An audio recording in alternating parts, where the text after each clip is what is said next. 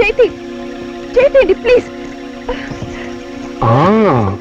స్పర్శతోనే నేను ఎవరో కనుక్కున్నావు అంటే ఎప్పుడు నీ మనసులో నేనే తిరుగుతూ ఉండుంటాను. అందులో ప్రత్యేకంగా ఇవాళ నీ మంగళసూత్రాలు పట్టుకుని మెరదాకా ఎగబాకుతూ ఉండుంటాను. గుర్తుందా ఇవాళ మన పెళ్లి రోజు? అది మర్చిపోయి చాలా ఏళ్ళైంది. మరి తల్లో మల్లెపూలు పెట్టుకుని మెలమెల మెరిసిపోతున్నావు అన్నట్టు పాయింట్కి వస్తే చిన్నబ్బాయి ఊళ్ళోనే ఉన్నాడా?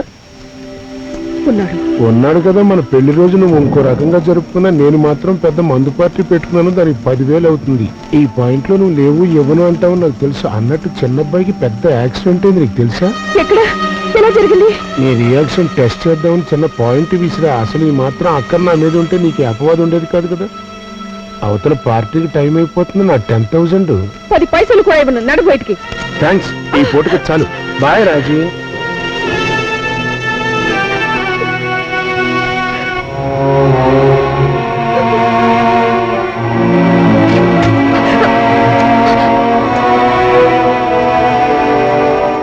అమ్మగారు రండి లోపల. ఇప్పుడు జరిగిన భాగవతం అంతా చూసావు కదా? అంతా చూశాను, అన్నీ విన్నాను అమ్మగారు. నీ గురించి కూడా చాలా అసహ్యంగా మాట్లాడాడు. ఏవేవో పిచ్చి సంబంధాలు అంటగట్టాడు. నీ మనసు కష్టంగా లేదు? నాకు తెలుసు నువ్వెంత బాధపడుతున్నావు. అవునా? నవ్వులో పుట్టాను, నవ్వులో పెరిగాను. ప్రతి మనిషి జీవితంలోనూ చీకటి వెలుగులుంటాయి. మేడం గారి జీవితానికి కాలేజీ వెలుగైతే చీకటా మొగుడు. ఆయన చదువుకున్నవాడన్నారు, లాయర్ అన్నారు. మరి ఇదేం బుద్ధని? భార్య సమాజంలో అంత మంచి పేరు తెచ్చుకున్నందుకు గర్వపడాలి. ఇంకా ఉన్నత స్థితికి వెళ్ళడానికి తను సహాయపడాలి. అంతేగాని రోజు రోజు ఇలా వేపుకు తింటుంటే నిజంగా ఆవిడ మహాసాధ్వి. పాము కాటు వేయటంలోనూ పులికి పంజా విసరటంలోనూ ఆనందం ఉంది.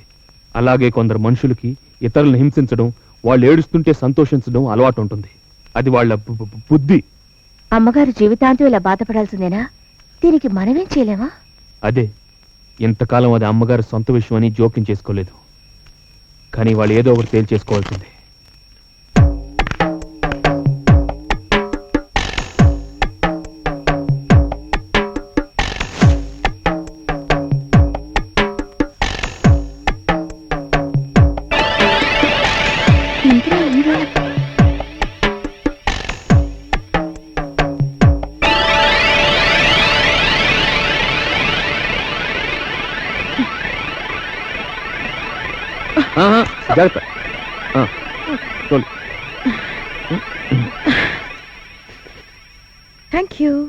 ఆగో, ఇంత రాత్రి వేళ ఒక ఆడపిల్ల హాస్టల్ రూల్స్ అతిక్రమించి ఎక్కడి నుంచి వస్తున్నావు?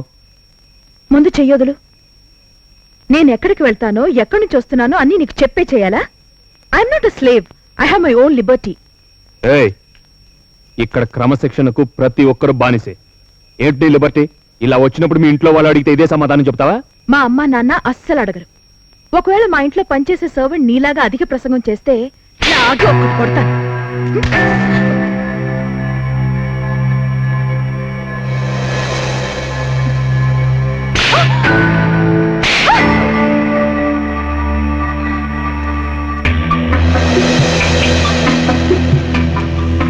తొందరకి విసికి ఇస్తూ ఉంటాయి. అతను నిప్పు నాలాగా లుచ్చా లఫింగ్ కాదు. ఈ గ్లాస్ తీసుకెళ్లి నిమ్మరసం పట్టరా. క్షమించు బాబు. మీతో పాటు మర్యాదగానే కాస్త విసికి తీసుకుంటారేమోనని. నేను ఇక్కడ మర్యాదలు తీసుకోవడానికి రాలేదు, మర్యాదగా ఒక మాట చెప్పిపోదామని వచ్చాను. చూడండి, నా గురించి మీరు ఎంత చెడ్డగా మాట్లాడినా నేను సహించాను. కానీ మా అమ్మగారిని ఇలా చిత్రవద పాయింట్కి వచ్చేసావా? నేను అప్పుడే అనుకున్నాను ఏదో డైరెక్ట్ పాయింట్ పట్టుకొచ్చావని. మీకు కావాల్సింది డబ్బే అయితే ఎంత కావాలన్నా ఎప్పుడు కావాలన్నా నేను ఇస్తాను. ఈ నిమ్మరసం సాక్షిగా చెప్తున్నాను. పుచ్చుకో బాబు పుచ్చుకో. అసలు నా పాయింట్ ఏంటో డైరెక్ట్ గా అర్థమయ్యేట్టుగా చెప్తా. ఏమిటి ఇలా చేతిగా ఉంది? అడవినేమో అందులో గింజలేని జాతి. అజీర్ణం పోగొట్టి జఠరాగ్ని బాగా పెంచుతుంది. డబ్బు గురించి ఆమె బాధ పెడుతుంటే చెప్పండి, ఎంత కావాలి? 5, 10, 10. ముందు నా పాయింట్ అర్థం చేసుకో చిన్నబ్బాయి. నా రాజ్యం అంటే భారీగా 3 ప్రాణాలు, ఆవిడ పేరు 4వ ప్రాణం, ఆవిడ ప్రతిష్ట 5వ ప్రాణం, సుఖ సంతోషాలు 6, 7 ప్రాణాలు. డైరెక్ట్ గా పాయింట్ వస్తున్నావా తిప్పుతున్నావా? తిప్పట్లేదు, డైరెక్ట్ పాయింట్ గా వచ్చా. మేము విడిపోయామా? ఆ విరక్తితో స్కూల్ పెట్టింది. డబ్బు కోసం పీడిస్తున్నానా? ఆ కోపంతో స్కూల్ ని కాలేజ్ చేసింది. ఇప్పుడు అపవాదులు అపనందులు వేస్తున్నానా ఆ కసి ఉక్రోషంతో ఈ కాలేజీని తప్పకుండా యూనివర్సిటీ చేసి ఆవిడ బంగారు భవిష్యత్తు కోసమే నేను ఇట్లా లుచ్చలా పెంగలా ప్రవర్తిస్తున్నా. ఈ నిమ్మరసం సాక్షిగా చెప్పరా నమ్ముతాను లచ్చల్లఫంగ్. నిమ్మరసం సాక్షిగా చెప్తున్నా. For more updates, like, comment, subscribe to our channel. Hey darlings, గంటని click చేయడం మర్చిపోకండి.